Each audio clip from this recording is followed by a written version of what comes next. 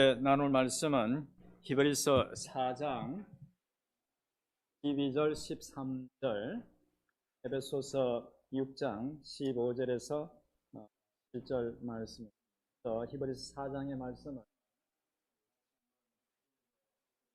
히브리서 4장 12절 10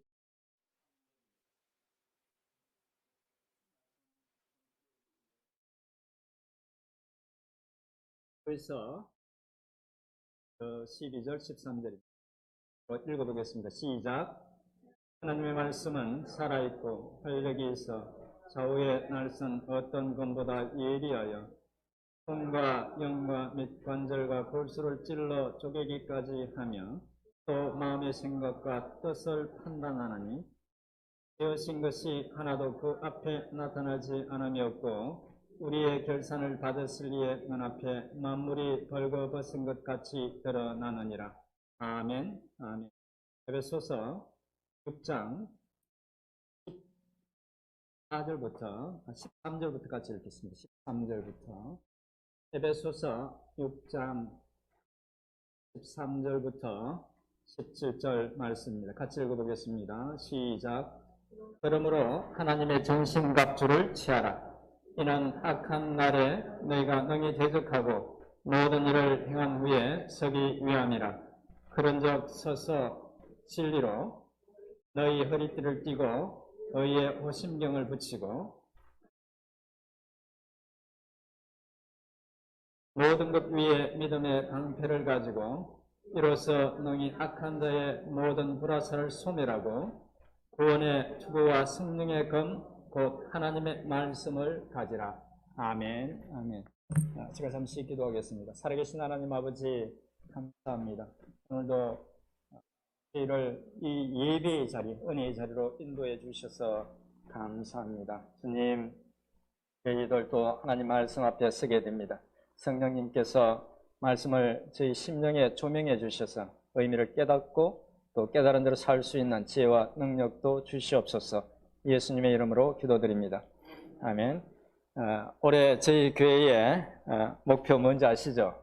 예, 말씀과 함께하는 삶입니다. 그래서 저희 교회 표가 말씀과 함께하는 삶이어서 주제 설교로 지난주에는 말씀과 함께 살아야 하는 이유로 말씀의 유익에 대해서 살펴봤습니다. 기억이 나실지 모르겠지만 시편 119편 105절의 말씀을 통해서 말씀은 어둠 속을 가는 것과 같은 그 우리 인생의 등불처럼 우리를 이끌어주고 또 디모데후서 3장 15절부터 17절의 말씀을 통해서 말씀은 성도로서 성숙한 그런 모습을 갖게 해준다는 말씀을 전했습니다. 그리고 요한복음 6장에 기록된 오병 이후에 표적이 있은 후 있었던 일, 주님과 제자들 사이에 그 대화를 살펴보면서 말씀이 무엇보다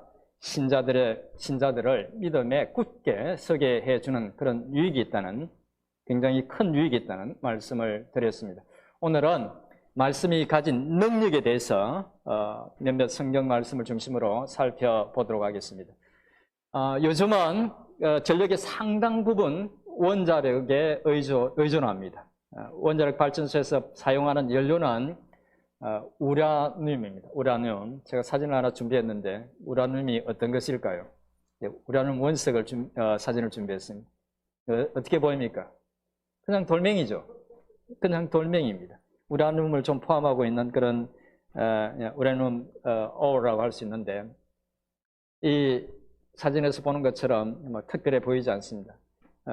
그냥 겉으로 보기에는 흔한 돌이죠. 하지만 그 속에 들어있는 우라늄은 엄청난 에너지를 갖고 있습니다. 그것을 추출해서 원자로에서 핵분열을 일으키면 정말 많은 열을 내고 그 열을 이용해서 전기를 생산합니다.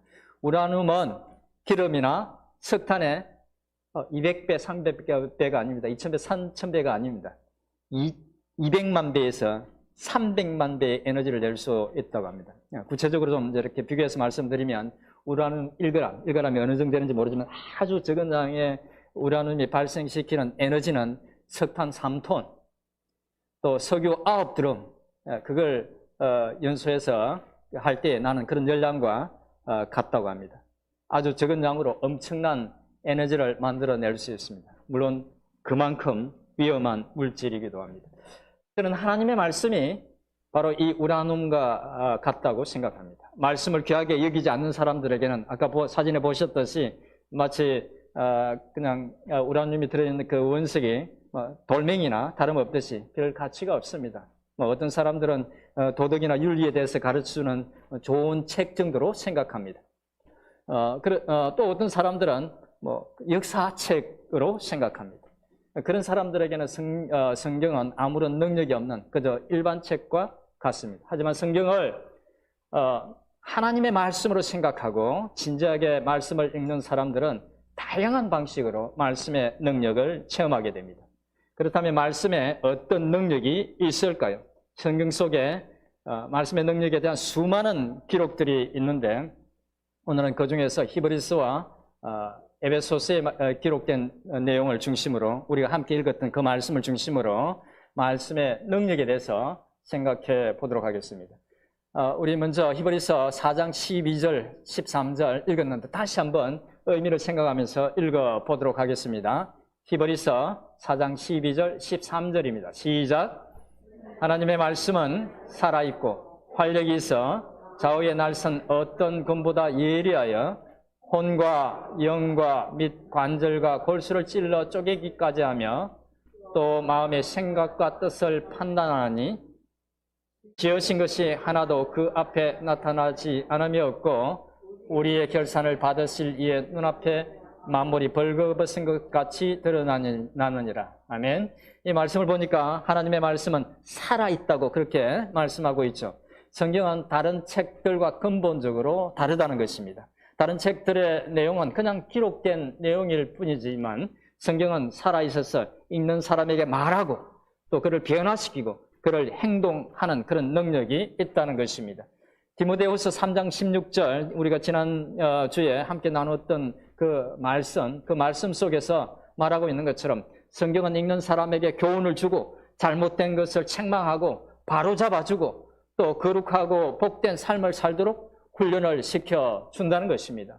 사실 유대인들이 이 성경에 대해서 크게 오해하고 있는 부분이 바로 이 부분입니다. 그들은 성경을 살아있는 능력의 말씀이라고 생각하지 않고 단지 지켜야 할 그런 율법들을 모아놓은 책이라고 생각했습니다. 그래서 그것들을 잘 지키면 그것으로 하나님을 잘 섬기는 것이라고 오해했습니다. 그들은 하나님의 말씀이 지금도 살아서 역사하는 그런 능력의 말씀이라고 생각하지 않았다는 것입니다. 그래서 말씀의 능력도 맛보지 못하고 그래서 말씀이 주는 자유와 기쁨도 제대로 누리지 못합니다. 하지만 히브리서의 말씀처럼 하나님의 말씀은 살아서 역사하는 능력이 있습니다. 그 사실을 믿기를 축원드립니다.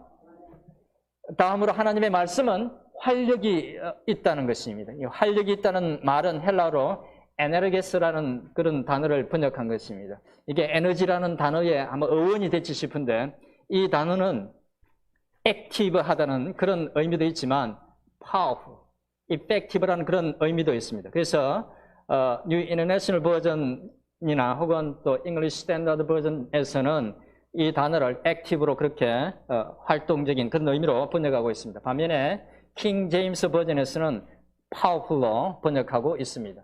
개인적인 의견이긴 하지만 내용상으로 볼 때 후자의 번역이 더 맞을 것 같습니다. 하나님의 말씀이 강력한 능력이 있다는 그런 의미로 번역하는 것이 원래 의미에 더 가까운 번역인 것 같다는 말씀입니다. 그렇게 생각하는 이유는 실제로 하나님의 말씀이 파워풀해서 놀라운 그런 일들을 일으키기 때문입니다.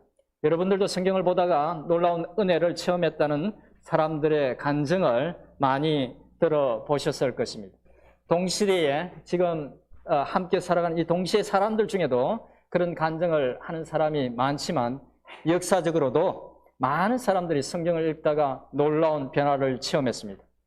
기독교에서 아주 유명한 성 어거스틴도 말씀의 능력으로 변화된 사람 중에 하나였습니다. 그는 젊은 시절 철학과 수사학을 공부하면서 인생의 참된 행복과 진리를 찾아서 방황했습니다. 한때 이교인 그런 만이교를 믿으면서 성적으로 타락한 그런 삶을 살기도 했습니다. 그렇게 살던 어거스틴은 어느 날 극적인 회심을 하게 됩니다. 그가 기록한 참회로 Confessions에 보면 자신의 회심에 대한 간증을 이렇게 하고 있습니다. 어느 날 그가 밀라노의 어떤 정원에서 묵상을 하고 있을 때에 그의 귀에 취하여 읽어라, 취하여 읽어라 하는 그 어린 아이들 목소리가 들렸습니다. 그는 그 목소리에 끌려서 옆에 있는 성경책을 집어 들고 읽었습니다. 그때 읽었던 말씀이 로마서 13장 13절에서 14절 말씀이었습니다. 이런 말씀입니다. 우리 한번 볼까요? 제가 읽어드리겠습니다. 낮에와 같이 단정히 행하고 방탕하거나 술 취하지 말며 음란하거나 호색하지 말며 다투거나 시기하지 말고 오직 주 예수 그리스도로 옷 입고 정욕을 위하여 육신의 일을 도모하지 말라. 자신이 살아왔던 삶을 그대로 지적하면서 하나님이 그 말씀을 보게 하셨던 것입니다. 이 말씀을 읽을 때에 어거스틴은 갑자기 가슴이 뜨거워지고 과거에 있었던 부끄러운 그런 삶들이 기억나서 그 자리에서 눈물로 회개했습니다. 어거스틴은 이때부터 예수 그리스도에 대한 신실한 믿음을 갖게 되었다고 합니다. 어거스틴뿐만이 아닙니다. 마르틴 루터도 말씀을 읽다가 이신칭의의 놀라운 진리를 깨닫고 한때 연약했던 그가 종교개혁을 이끄는 그런 믿음의 장수가 되었습니다. 많은 신앙인들이 성경을 읽다가 성령의 불을 체험하기도 하고 실제로 병이 낫는 그런 놀라운 그런 체험들을 하기도 했습니다. 그런데 성경을 읽다가 그런 극적인 체험을 한 사람들도 아주 많지만 비록 그런 극적인 체험은 없어도 늘 말씀을 가까이 한 사람들은 점점 더 좋은 성품으로 신실한 사람으로 그렇게 온유한 사람으로 자신도 모르게 바뀌는 경우를 수없이 헤아릴 수 없이 많습니다. 그런 체험과 변화들은 곧 하나님의 말씀이 그런 놀라운 능력이 있다는 것을 증명하는 증거들이라고 할 수 있습니다. 하나님의 말씀을 가까이 함으로 그런 말씀의 능력을 체험할 수 있기를 축원드립니다. 다음으로 살펴볼 것은 하나님의 말씀은 좌우의 날선 어떤 금보다 예리해서 마음의 생각과 뜻을 판단한다는 것입니다. 이 좌우의 날선 검은 로마 군인들이 백병전 때, 그러니까 군인들이 직접 몸과 몸을 부딪히면서 싸울 때 사용하던 그 예리한 단도를 가리킵니다. 하나님의 말씀은 제가 이제 그 사진을 하나 준비했는데, 전신갑주입니다. 에베소서 6장에 나오는 그 전신갑주. 저렇게 이제 칼을 들고 있죠. 사실은 저 칼은 저렇게 큰 칼이 아닙니다. 말씀을 정확히 이해를 못해서 이제 하는데 저렇게 이제 칼을. 그래서 저 검처럼 예리해서 홍과 영과 그리고 관절을 골수를 또 찔러 쪼갤 정도라고 말씀하고 있죠. 사실 홍과 영은 사람의 이성으로는 구별할 수 없는 것입니다. 그리고 관절과 골수도 너무나 밀접하게 붙어 있어서 사실 이름은 다르지만 사람이 이렇게 나눌 수 있는 그런 것은 아닙니다. 그런데 하나님의 말씀은 그런 것을 나눌 정도로 예리하다고 말씀하고 있죠. 그렇다면 하나님의 말씀이 그렇게 예리하다는 것은 어떤 의미일까요? 그 의미는 우리 속에 있는 선과 또 선함과 악한 그런 어떤 숨은 의도까지 정확하게 꿰뚫어 보고 계신다는 의미입니다. 이 말씀은 하나님의 말씀이 우리의 외적인 부분을 뚫고 들어가서 내면 깊은 곳에 숨어 있는 것을 드러낸다는 것을 비유적으로 하신 말씀입니다. 말씀이 그런 놀라운 능력이 있다는 것이죠.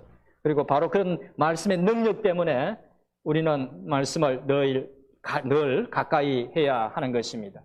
그런데 사실 말씀의 이런 능력은 좀 불편한 것이기도 합니다. 사람들에게. 비유적으로 말씀드리자면 말씀 앞에 서는 것은 우리가 마치 치과 의사에게 진료를 받는 것과 비슷합니다. 정말 가기 싫은 것이죠. 치과에 가면 의사는 우리 입을 크게 벌리게 하고, 예, 입안을 꼼꼼하게 살펴봅니다. 그리고 우리가 평소 이를 잘 관리하지 못한 것에 대해서 낱낱이 지적합니다. 이를 제대로 닦지 않아서 이렇게 치석이 끼어 있잖아요. 그러면 아무 말도 없이 들어야 됩니다.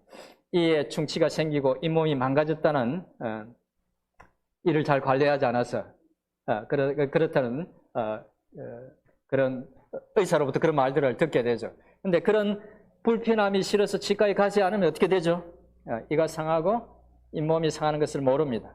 말씀 앞에 서는 것도 그렇습니다. 마치 치과 의사에게 우리의 입안을 보여주고 우리가 잘못한 부분을 지적받듯이 말씀 앞에 서면 우리 마음의 생각과 뜻이 옳은지 그런지 동기가 옳은지 그런지 정확하게 판단하는 그 말씀의 능력 때문에 우리가 상당히 불편할 수 있습니다.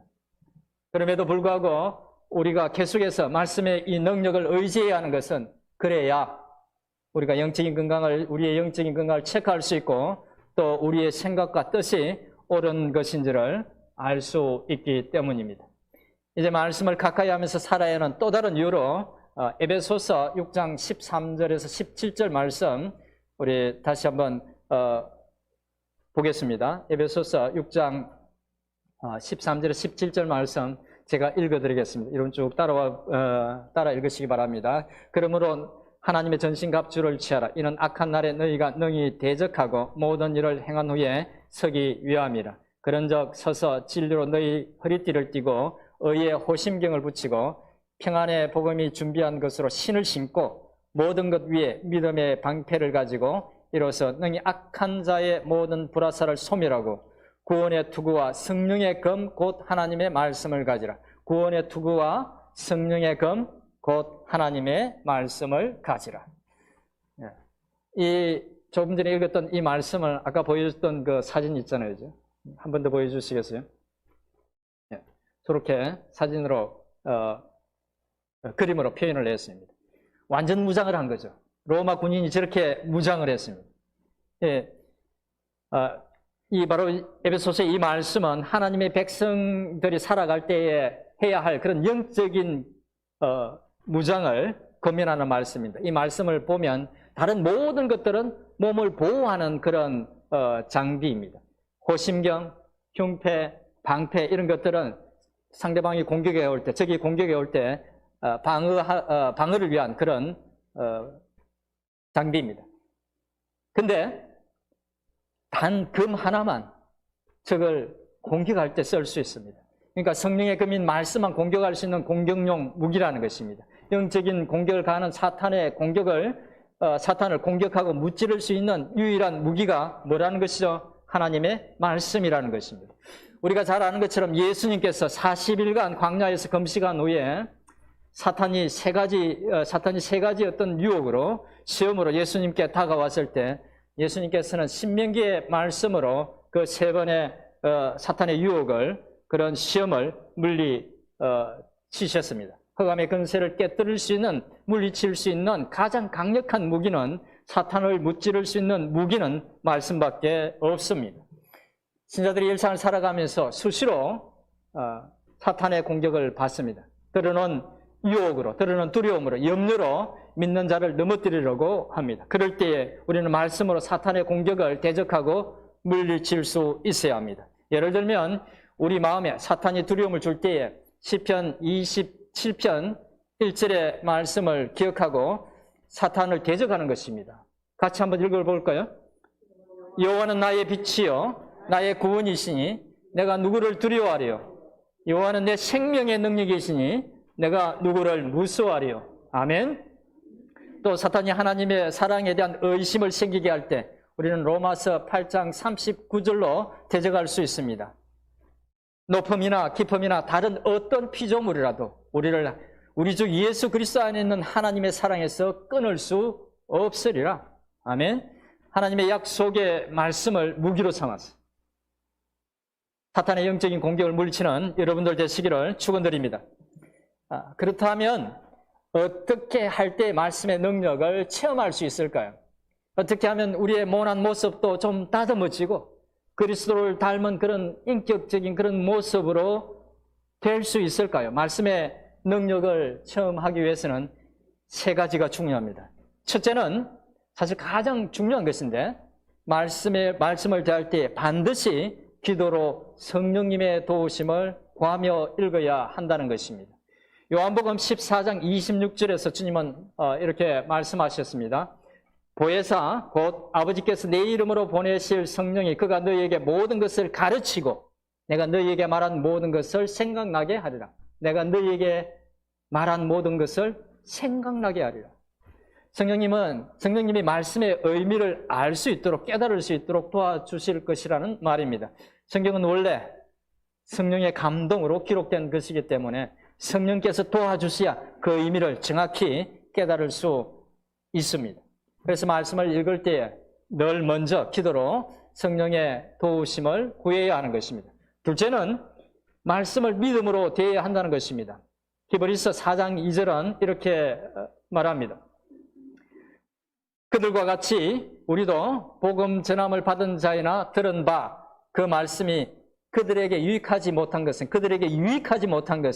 듣는 자가 믿음과 결부시키지 아니함이라. 믿음과 결부시키지 아니함이라. 말씀을 믿어야 말씀의 능력을 포함한 말씀의 유익을 경험할 수 있다는 것입니다. 셋째는 말씀을 마음을 열고 진심으로 대해야 한다는 것입니다. 지난주에 말씀의 유익에 대해서 말씀의 유익을 얻기 위해서 우리가 말씀의 유익을 누리기 위해서는 하나님의 말씀을 인격을 대하듯이 한 인격체를 대하듯이 대해야 한다고 제가 말씀드렸습니다.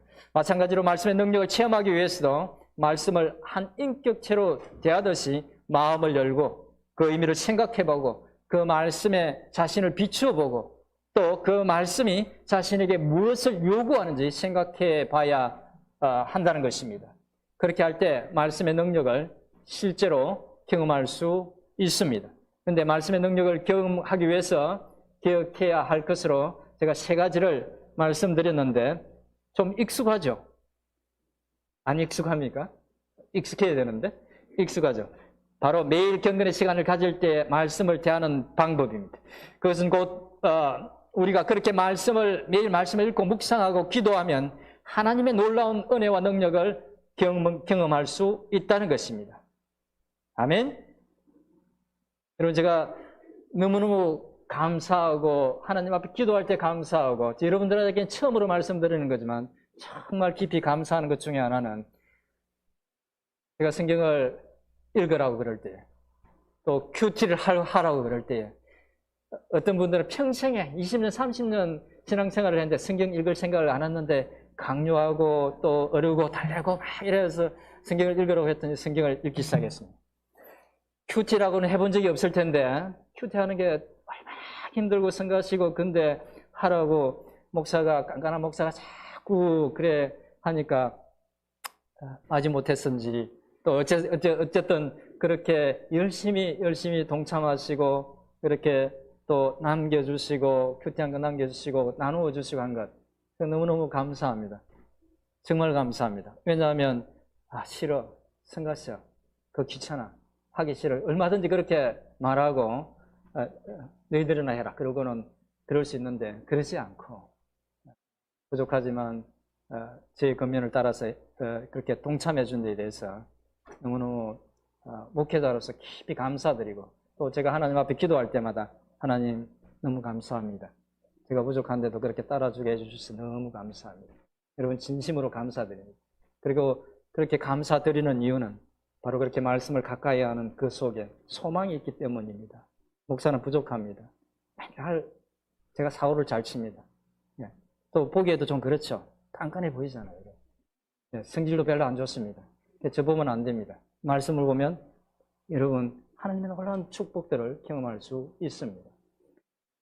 이제 말씀을 정리하겠습니다. 신자들이 늘 그 말씀과 함께 살아야 할 이유로 지난주와 이번 주 두 번에 걸쳐서 말씀의 유익과 말씀의 능력에 대해서 제가 말씀을 전했습니다. 함께 나눈 말씀들을 통해서 우리는 성경의 말씀이 신앙적으로 많은 유익을 뿐만 아니라 그 자체로 사람을 변화시키는 또 사탄을 물리치는 그런 능력이 있기 때문에 늘 말씀과 함께 살아야 하는 분명한 이유를 우리가 알 수 있었습니다. D.L. 무디는 성경에 대해서 이렇게 말했습니다. 성경은 우리의 지식을 증가시키기 위해서 주신 것이 아니라 우리의 삶을 변화시키기 위해서 주신 것이다. 말씀으로 변화된 성숙하고 실력 있는 그런 신앙인이 되기를 원하신다면 늘 말씀을 가까이 하고 말씀과 함께 살아야 합니다. 올 한 해뿐만 아니라 늘 말씀을 가까이 함으로 하나님의 말씀을 통해서 주시는 축복과 능력을 누리며 살아가는 우리 모두가 될 수 있기를 주님의 이름으로 축원드립니다. 주신 말씀 생각하면서 한 2, 3분 정도 우리 통성으로 기도하겠습니다. 살아계신 하나님 아버지, 감사합니다. 아버지 하나님, 오늘도 저희들 귀한 은혜의 말씀을 경험해 주셔서 감사합니다. 하나님, 늘 말씀을 가까이 함으로, 늘 말씀을 가까이 함으로 하나님의 놀라운 그 은혜와 능력들을 누리며 살아가는 귀한 성도들 되게 해 주시옵소서. 하나님 아버지, 말씀을 보고 말씀을 묵상하는 것이 일상의 삶이 되게 하시고, 하나님 아버지, 사랑하는 성도들 입에서 늘 말씀이 흘러나오고, 주님, 말씀을 읽고 또 말씀을 그렇게 아버지 하나님 가까이 살아가면서 누린 그런 은혜와 간증들을 나누는 귀한 성도들 되게 축복해 주시옵소서. 주님 감사합니다. 주님을 의지하고